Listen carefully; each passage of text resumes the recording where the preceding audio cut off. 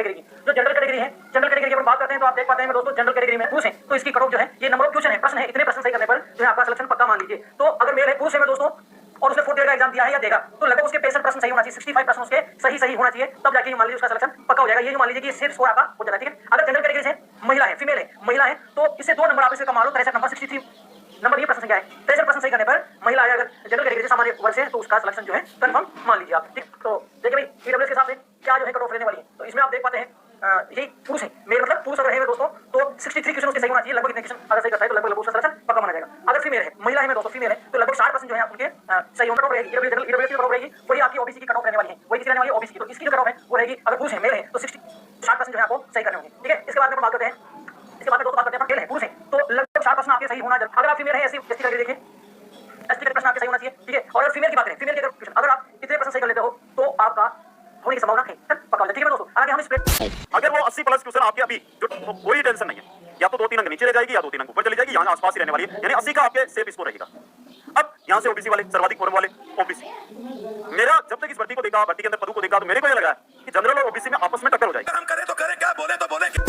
120 सवाल है, ठीक है ना। 120 का 70% निकालेंगे तो यहाँ से कितना जाएगा बेटा, 84 जाएगा। अब ये 84 200 में से नहीं है, 120 में से जो बच्चा 84 सवाल करेक्ट कर लेगा ना, नेगेटिव पॉजिटिव कार्ड उठा के वो बच्चा आराम से सिलेक्शन ले लेगा। जो बच्चा ओबीसी का है 80, एससी का 70, एसटी का 70, ईडब्ल्यूएस का 75, इससे ज्यादा कट ऑफ नहीं चाहिए, देख लेना भाई। लेकिन कम से कम 120 में से, 120 में से बता रहा हूं मैं, ठीक है ना, 120 में से कम इतने नंबर तो आपको लाना ही पड़ेगा। लेकिन इससे ज्यादा कट ऑफ बहुत मुश्किल लेके चाहिए, है ना। क्यों? क्योंकि वैकेंसी देखो जाता है, पढ़ने वाले बच्चे उतने ही है ना, विश्वास करो नहीं चाहिए ज्यादा। चलिए देखो यहाँ से क्या होता है ना, मेल में जनरल की बात करते हैं तो 65 से 70% के बीच में आपका सिलेक्शन हो जाएगा। ओबीसी में 65% ले आते हैं तो बहुत अच्छी पोजीशन है, एससी एसटी में 60% आप ले आते हैं तो बहुत बेस्ट पोजीशन पर आप लोग रहेंगे, जहां पर सिलेक्शन के 100% चांस बनेंगे। फीमेल की बात करते हैं तो जनरल फीमेल 65%, ओबीसी आपका 60% और एससी एसटी की बात करते हैं तो 55% पर आपका सिलेक्शन हो जाएगा। और टोटल पर्सन संख्या अब जगह बढ़िया कर रहे हैं, 8 प्लस करी तो ऊपर माइनस हो जाए तो बराबर एवरेज आ जालो। तो 120 टोटल त्याराग जो अपना सवाल है, शेप स्कोर था को 90 के आसपास डालो तो 85 लेर 90 तक ध्यान रख जो एकदम शेप स्कोर है। अगर जगह को 85 से ऊपर मतलब सवाल सही हो रहा है, मान लो कब वो आपका 4th ग्रेड में आपकी बाजी मारी है तो हमें स्कोर देखो, वो जो मैं स्कोर बताऊं वो रियल में आपको एक अनुमानित आंकड़ो